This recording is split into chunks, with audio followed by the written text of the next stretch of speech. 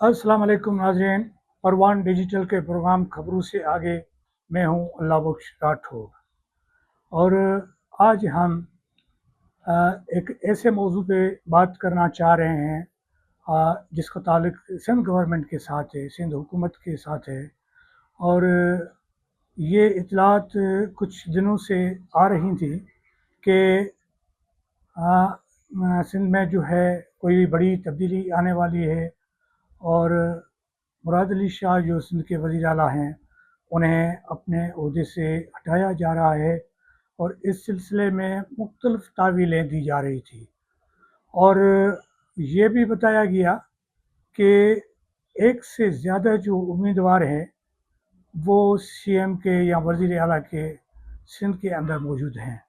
इससे पहले भी 2-3 जो है ओहदेदार जो पीपल्स पार्टी के थे उन्होंने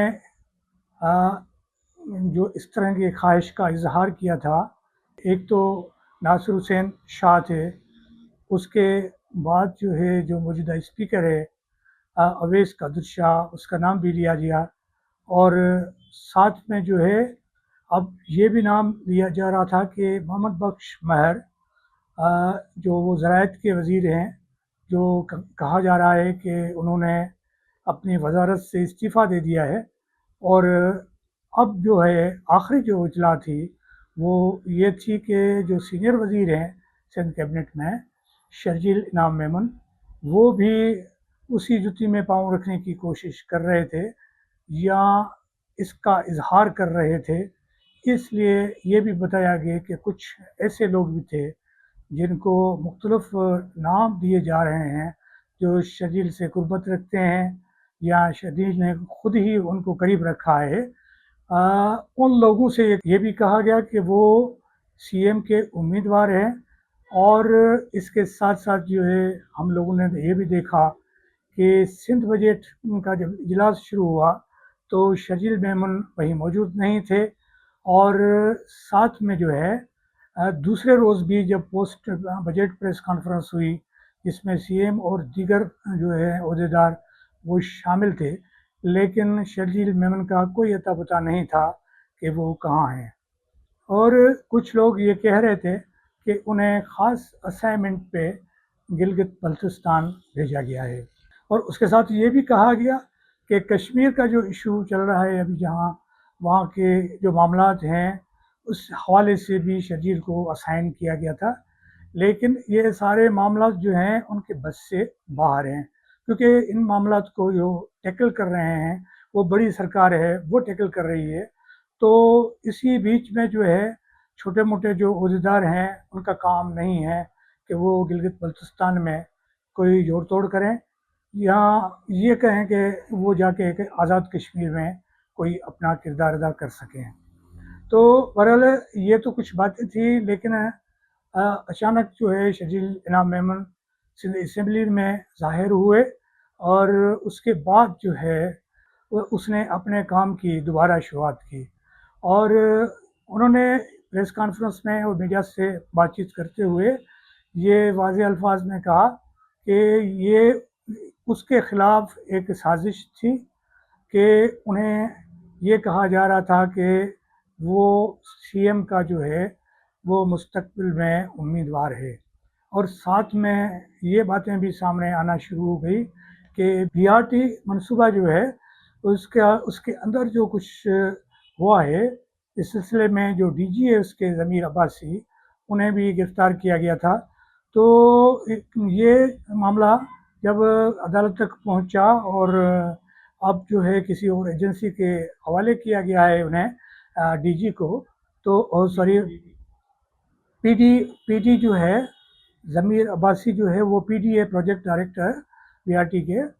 उन्हें पहले जो है गिरफ़्तार किया गया और उस पर इल्ज़ाम था करप्शन का, और करप्शन भी कोई 8-10 अरब रुपए से ज़्यादा करप्शन है। और ये भी सुनने में आया कि उन्हें एक और एजेंसी के हवाले किया है, तफ्तीश के लिए अदालत ने हवाले किया है। और उससे पहले जो है ये भी कहा गया कि, और शर्जील मेमन ने ये कहा کہ پی ڈی کے خلاف انہوں نے ہی سی ایم کو کہا تھا کہ وہ کارروائی کرے کیونکہ وہ کرپشن میں انوالو ہیں. لیکن یہ تو ایک طرف کی بات ہے، لیکن باتیں اور بھی ہیں، اور یہ بھی کہا جا رہا ہے کہ پی ڈی جو ہے وہ بھی شرجیل کے معاملے میں شکار ہوا ہے اور انہیں جو ہے جیل بھیجا گیا یا اس کے خلاف جو ہے ایف آئی آر داخل کی گئی. اور اب دیکھیں کہ اس کی قسمت کا کیا ہوتا ہے.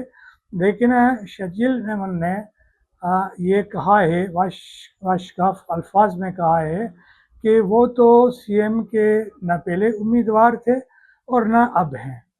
تو اس کے بعد جو ہے معاملات جو آگے پیچھے ہوئے ہیں، اور شرجیل نے یہاں تک کہا ہے کہ جو وزیر اعلیٰ ہے سندھ کے مراد علی شاہ، وہ بہترین کام کر رہے ہیں، اچھا کام کر رہے ہیں، تو میں کیوں جو ہے بیچ میں آؤں گا اور ان کو ہٹانے کے معاملے میں جو ہے وہ کوئی کردار ادا کروں گا.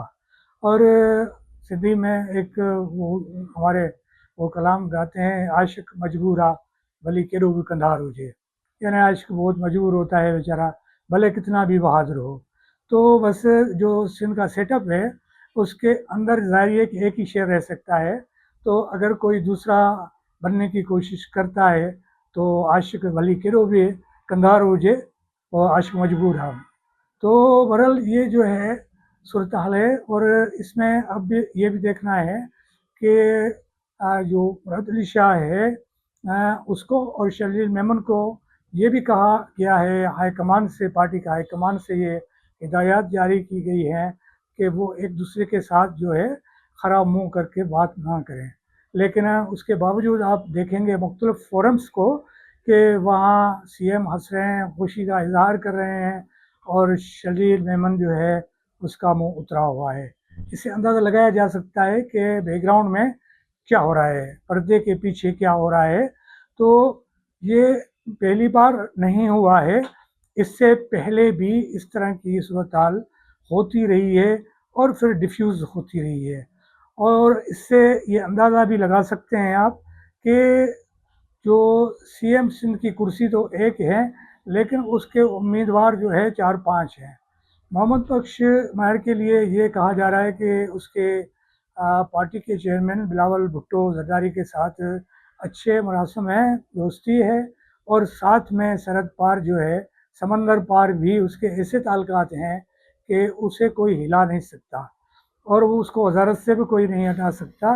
لیکن یہ ہے کہ وہ اس طرح کی کوششیں اگر کرتے ہیں تو وہ اس میں کامیاب بھی ہو سکتے ہیں، کیونکہ اس کو کی اگر بلاول نے سپورٹ کر دی تو مراد علی شاہ جو ہے میدان سے آؤٹ ہو جائے گا.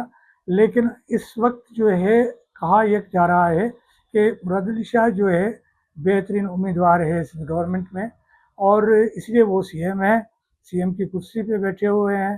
یہاں یہ تاثر ہے کہ اس کے علاوہ کوئی اس سے زیادہ کوئی اچھا امیدوار نہیں ہے. ایک کہتے ہیں کہ حسن ہو تو نزاکت آ ہی جاتی ہے، تو اگر کسی کو بھی سی ایم کی کرسی پہ بٹھا دیں گے اور وسائل دے دیں گے اور باقی معاملات کر دیں گے، اس کو بیک بھی کریں گے، تو وہ بھی اس طرح ہی پرفارم کرے گا جس طرح سے مراد علی شاہ کر رہے ہیں. اور اس طرح سے ہم نے ماضی میں بھی بہت ساری اسٹوریاں، کہانیاں سنی تھی، خاص طور پہ عمران خان اور اس کے حوالے سے، اور وہ کہتے تھے کہ اس کے علاوہ کوئی جو اسٹیبلشمنٹ ہے ان کے پاس دوسرا کوئی حل نہیں ہے. لیکن آپ سب نے دیکھا کہ کس طرح سے دودھ سے مکھی کی طرح عمران خان کو نکال کے پھینک دیا گیا اور اس کی جگہ پہ ایک نیا نظام انسٹال کر دیا گیا. تو یہ اقتدار کی جو باتیں ہیں وہ اس میں بھی اس طرح کی ہیں. تو میرے خیال ہے کہ جو اپنا شرجیل میمن ہے، جس گروپ سے اس کا تعلق ظاہر کیا جاتا ہے، تو وہ بھی اس پوزیشن میں نہیں ہے کہ آپ جو ہے اس کو سی ایم بنوا سکیں. اگر ایسا ہوگا تو پھر کوئی نہ کوئی اسکینڈل سامنے آیا.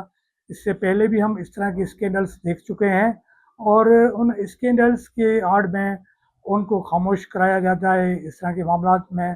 لیکن یہ بھی کہا جا رہا ہے کہ آخری فیصلہ جو ہوتا ہے، ایک تو پیپلز پارٹی کی جو قیادت ہے جس میں 2-3 لوگ ہیں وہ کر سکتے ہیں اس طرح کا فیصلہ، یا یہ ہو سکتا ہے کہ اوپر سے جو ہے اشارہ آئے اور وہ اس طرح سے معاملات ہو جائیں. تو اب آپ اندازہ لگا سکتے ہیں کہ نہ اوپر سے اشارہ آیا، نہ جڑیا نے کوئی پیغام دیا، نہ ہی جو پیپلز پارٹی کی جو قیادت ہے انہوں نے کوئی اس طرح کا اشارہ دیا کہ مراد علی شاہ کو ہٹایا جائے. تو اب دیکھنا یہ ہے کہ یہ کرسی جو ہے ہوتی تو بہت کمزور ہے اور ایک اشارے سے گر جاتی ہے. تو اب یہ کرسی کب تک رہتی ہے اور مراد علی شاہ کے علاوہ جو امیدوار ہیں وہ کب تک سروائیو کرتے ہیں، وہ اپنی وزارتوں میں بھی رہتے ہیں کہ نہیں رہتے، تو یہ اب دیکھنا ہے. لیکن سندھ کے اندر اقتدار کی جو رساکشی ہے وہ جاری ہے، لیکن یہاں پرفارمنس پہ کسی کا جھگڑا نہیں ہے، صرف کرسی کا جھگڑا ہے اور ہر کوئی سی ایم کی کرسی پہ بیٹھنا چاہتا ہے، لیکن یہ اتنا آسان بھی نہیں ہے. اس کے ساتھ مجھے دیجیے اجازت اور پھر ہم ملیں گے ایک اور موضوع کے ساتھ. اللہ حافظ.